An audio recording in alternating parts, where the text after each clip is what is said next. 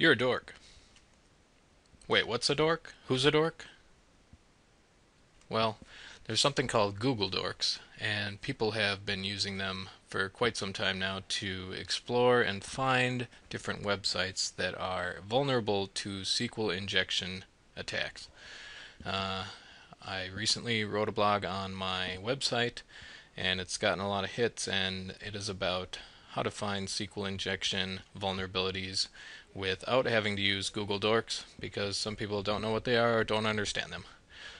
Normally, that would be a string that you put into Google and it finds a certain type of identifier on a website that is usually vulnerable to SQL injection attacks. But I'm going to show you a place where a certain type of spider has been used to actually just find SQL injection and cross-site scripting vulnerabilities, and that is going to be punkspider.hyperionGray.com.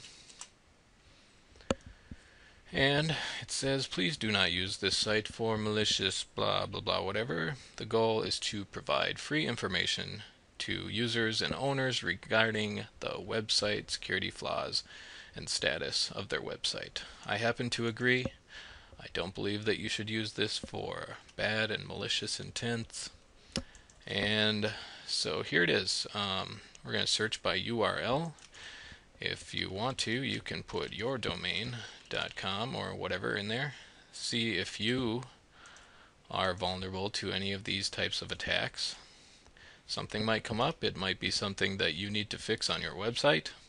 If you don't come up, either A, you're good to go, or B, it's possible that Hyperion Gray has not spidered your site. So I wouldn't take it as the bottom line that you are not vulnerable.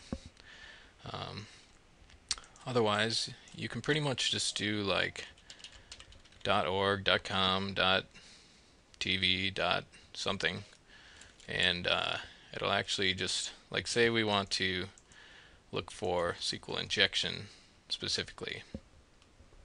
You can also look for blind SQL injection or cross-site scripting vulnerabilities, as I've said. So we'll search .org, and it'll bring us all sorts of .org websites that have vulnerabilities in them. This one has a risk of 3. This one has a risk of 5. That's pretty bad. I think 5 is the worst risk. Or you can just, look at a site that has all the vulnerabilities. This particular one has 2 blind SQL vulnerabilities, 1 SQL injection vulnerability, and 7 cross-site scripting vulnerabilities.